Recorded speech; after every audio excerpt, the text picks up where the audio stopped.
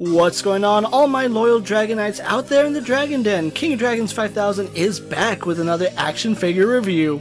Today we'll be taking a look at the Bandai Metal Robot Spirits Wing Zero. Getting Wing Zero out of the packaging, it is a very beautiful piece, but before we have a look at its details, let's run through its accessories. Wing Zero comes with 4 pairs of hands, including a pair of fists, style pose hands, trigger hands, and grip hands, as well as some beam sabers, its twin buster rifle, and its shield. Also included with Wing Zero is a very beautiful display stand. So a healthy array of accurate accessories for Wing Zero, so with that out of the way, let's move on to its details. Before taking a look at the figure, let's actually explain the interior structure of this figure. Wing Zero is part of the Metal Robot Spirits, meaning the inside structure of this figure is die-cast. Wing Zero has a hefty weight to it, being a combination of both die-cast and plastic parts. Wing Zero has a more stylized head, though you can still tell it is Wing Zero, it's not as accurate as I would like it to be. Wing Zero has a double V crest, which looks really good. The side ears are done very well with white and gray, and the face is done exceptionally well, especially with the green eyes and the red goatee. Wing Zero has your traditional main Gundam color scheme, being blue, red, and white. The main torso of Wing Zero is done with blue, and we do have some red accents on its abdomen. In the middle of Wing Zero's chest, we are greeted to this translucent green plastic with some very nice details on the inside of that. Wing Zero has some white covers hiding its Vulcan cannons. And if you want to have the Vulcan cannons displayed, they do flip out just like they did in the anime.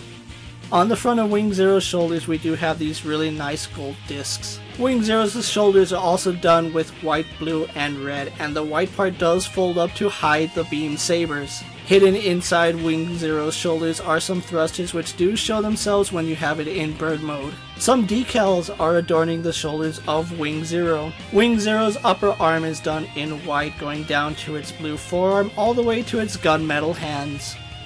Wing Zero's wings are also done really nice. We do have some gold, blue, gray, and white on its wings. Its wings do open up, exposing its vernier rockets. Wing Zero's front skirt piece has some really nice decals on it, and it looks really nice with the whites, the grays, and the red decals. The side skirt is done in red, and that has a white stripe going down the bottom of it, and the back skirt piece is done in blue. Wing Zero has some excellent detail on its legs, going all the way down to its panel lining, as well as some vents on its knees. On the back of Wing Zero, we can see some thrusters which look really nice. They are painted in this lighter gray with some gunmetal on the inside, all the way down to its Gundam feet, which are done with red and white, which is your traditional main Gundam colors. So overall, really well detailed Gundam here. Wing Zero is done exceptionally well. So with the details out of the way, let's compare Wing Zero to our usual suspects. We have the Marvel Legends Cyclops in the DC Multiverse Superman, Mattel's WWE Elite Scale Series and Mezco's 1/12 Collective Popeye the Sailor Man, the Lightning Collection White Ranger, and the Star Wars Black Series Mandalorian. Finally, we have Wing Zero posed next to the Gundam Universe Wing Gundam. With our comparisons out of the way, let's move on to Wing Zero's articulation. Wing Zero has a ball joint in the head and a ball joint in the neck. Wing Zero's chest does hinge out to the side, arms go out to the side and do a full 360, swivel at the bicep and a double hinge in the elbow, a ball joint in the wrist, a ball joint in the waist, a ball swivel in the hip going forward, back, out to the side, and thigh swivel, double bend in the knee, ball joint in the ankle, and a toe hinge. Then the wings are on hinges which go in and out. The wings do open up, revealing a ball joint, and we do have a hinge at the top of the wings. So with its accessories, details, comparisons, and articulation out of the way, let's move on to my final thoughts on Wing Zero.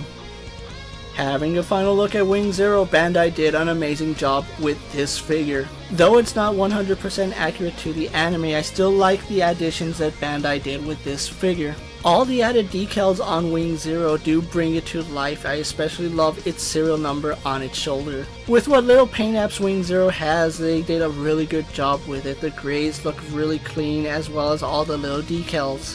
Wing Zero has the added benefit that it can also turn into its Neo Bird mode.